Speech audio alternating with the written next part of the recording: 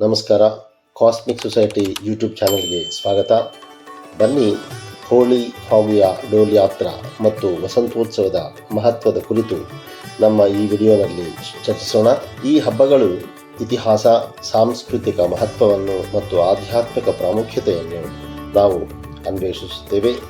ಆನಂದ ಮಾರ್ಗದೊಂದಿಗಿನ ಅವುಗಳ ಸಂಪರ್ಕ ಮತ್ತು ಅವು ಆಧ್ಯಾತ್ಮಿಕ ಬೆಳವಣಿಗೆ ಮತ್ತು ಸ್ವಯಂ ಸಾಕ್ಷಾತ್ಕಾರವನ್ನು ಹೇಗೆ ಉತ್ತೇಜಿಸುತ್ತವೆ ಎಂಬುದನ್ನು ಸಹ ನಾವು ನೋಡೋಣ. ವಸಂತೋತ್ಸವವನ್ನು ವಸಂತದ ಆಗಮನದ ಆಚರಣೆಯಾಗಿದೆ. ಇದು ನವೀಕರಣ, ಬೆಳವಣಿಗೆ ಮತ್ತು ಹೊಸ ಆರಂಭಗಳ ಸಮಯ.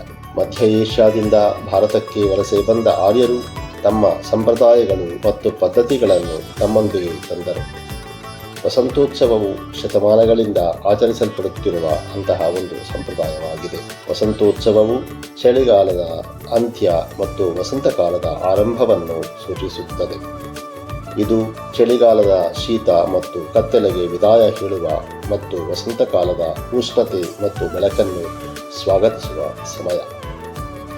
ಹಬ್ಬವು ಹೊಸ ಜೀವನ ಮತ್ತು ಸಂತೋಷದ ಆಚರಣೆಯಾಗಿದೆ.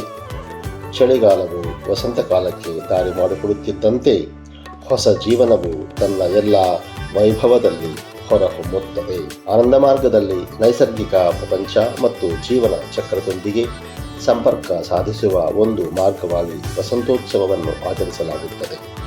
ಇದು ವಿಶ್ವದಲ್ಲಿ ನಮ್ಮ ಸ್ಥಾನ ಮತ್ತು ಪ್ರಕೃತಿಯೊಂದಿಗಿನ ನಮ್ಮ ಸಂಬಂಧವನ್ನು ಪ್ರತಿಬಿಂಬಿಸುವ ಸಮಯ.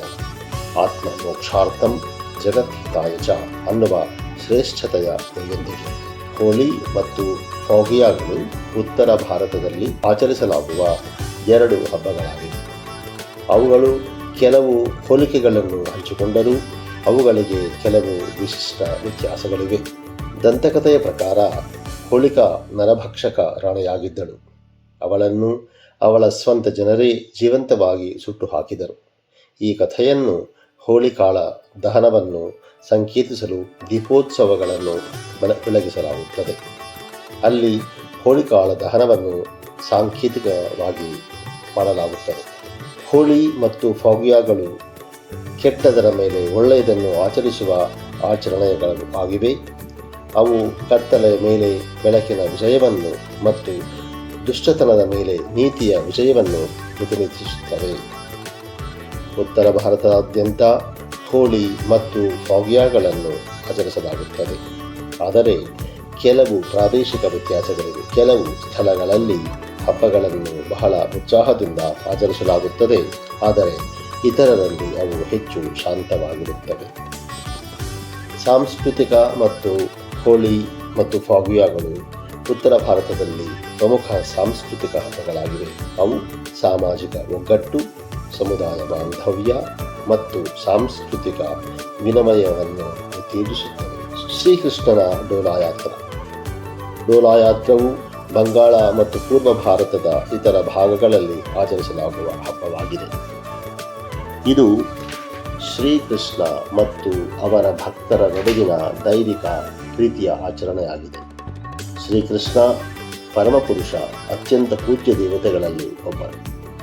ಅವರ ಕಥೆ ದೈವಿಕ ಪ್ರೀತಿ, ಕರುಣೆ ಮತ್ತು ನಿಸ್ವಾರ್ಥತೆಯ ಕಥೆಯಾಗಿದೆ.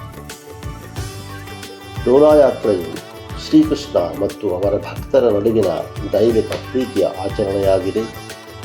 ಇದು ಪ್ರೀತಿ ಮತ್ತು ಭಕ್ತಿಯ ಸ್ವರೂಪವನ್ನು ಪ್ರತಿಬಿಂಬಿಸುವ ಸಮಯ. ಸಾಂಸ್ಕೃತಿಕ ಮಹತ್ವ. ಪೂರ್ವ ಭಾರತದಲ್ಲಿ ಡೋಲಾಯಾತ್ರೆಯು ಒಂದು ಪ್ರಮುಖ ಸಾಂಸ್ಕೃತಿಕ ಹಬ್ಬವಾಗಿದೆ. ಇದು ಭಕ್ತಿ, ಆಧ್ಯಾತ್ಮಿಕ ಬೆಳವಣಿಗೆ ಮತ್ತು ಸಾಂಸ್ಕೃತಿಕ ವಿನಿಮಯವನ್ನು ಉತ್ತೇಜಿಸುತ್ತದೆ. ಆನಂದ ಮಾರ್ಗದೊಂದಿಗೆ ಡೋಲಾಯಾತ್ರೆಯನ್ನು ದೈವಿಕತೆಯೊಂದಿಗೆ ಸಂಪರ್ಕ ಸಾಧಿಸಲು ಮತ್ತು ಭಕ್ತಿಯನ್ನು ಬೆಳೆಸಲು ಒಂದು ಮಾರ್ಗವಾಗಿ ಆನಂದ ಮಾರ್ಗದಲ್ಲಿ ಆಚರಿಸಲಾಗುತ್ತದೆ. ಇದು ಬ್ರಹ್ಮಾಂಡದೊಂದಿಗಿನ ತಮ್ಮ ಸಂಬಂಧ ಮತ್ತು ಅದರಲ್ಲಿ ನಮ್ಮ ಸ್ಥಾನವನ್ನು ಪ್ರತಿಬಿಂಬಿಸುವ ಸಮಯ. ಡೋಲಾಯಾತ್ರೆಯು ಆಂತರಿಕ ಮಹತ್ವ. ಕೇವಲ ಸಾಂಸ್ಕೃತಿಕ ಹಬ್ಬವಲ್ಲ, ಇದು ಆಳವಾದ ಆಂತರಿಕ ಮಹತ್ವವನ್ನು ಹೊಂದಿದೆ. ಈ ಹಬ್ಬವು ವೈಯಕ್ತಿಕ, ಸ್ವಯಂ ಮತ್ತು ದೈವಿಕ ನಡುವಿನ ಏಕತೆಯ ಆಚರಣೆಯಾಗಿದ್ದು, ಬ್ರಹ್ಮಾಂಡದೊಂದಿಗಿನ ನಮ್ಮ ಸಂಬಂಧ ಮತ್ತು ಅದರಲ್ಲಿ ನಮ್ಮ ಸ್ಥಾನವನ್ನು ಪ್ರತಿಬಿಂಬಿಸುವ ಸಮಯ. ಭಕ್ತಿಯನ್ನು ಬೆಳೆಸುವುದು ಡೋಲಾಯಾತ್ರೆಯ ದೈವಿಕತೆಯ ಮೇಲಿನ ಭಕ್ತಿ ಮತ್ತು ಪ್ರೀತಿಯನ್ನು ಬೆಳೆಸಲು ಸಹಾಯ ಮಾಡುತ್ತದೆ. ಇದು ಪ್ರೀತಿ ಮತ್ತು ಭಕ್ತಿಯ ಸ್ವರೂಪವನ್ನು ಪ್ರತಿಬಿಂಬಿಸುವ ಸಮಯ. ಆಧ್ಯಾತ್ಮಿಕ ಬೆಳವಣಿಗೆ ದೃಷ್ಟಿಯಲ್ಲಿ ಈ ಹಬ್ಬವು ಬಹಳಷ್ಟು ಬೆಳವಣಿಗೆ ಮತ್ತು ಸ್ವಯಂ ಸಾಕ್ಷಾತ್ಕಾರವನ್ನು ಉತ್ತೇಜಿಸುತ್ತದೆ. ನಮಸ್ಕಾರ. ಕಾಸ್ಮಿಕ್ ಸೊಸೈಟಿ ಯೂಟ್ಯೂಬ್ ಚಾನಲ್ ಜೊತೆ ಸತತವಾಗಿರಿ. ಈ ರೀತಿ ವಿಶೇಷವಾದ ಹಬ್ಬಗಳ ಜೊತೆ ನಾವು ಸಾಕಷ್ಟು ಹಂಚಿಕೊಳ್ಳೋಣ ವಿಷಯಗಳನ್ನು ಮತ್ತು ಸಂಭ್ರಮದಿಂದ ಆಚರಿಸಿಕೊಳ್ಳೋಣ. ಎಲ್ಲರಿಗೂ ಹೋಳಿ ಹಬ್ಬದ ಹಾರ್ದಿಕ ಶುಭಾಶಯಗಳು. ನಮಸ್ಕಾರ.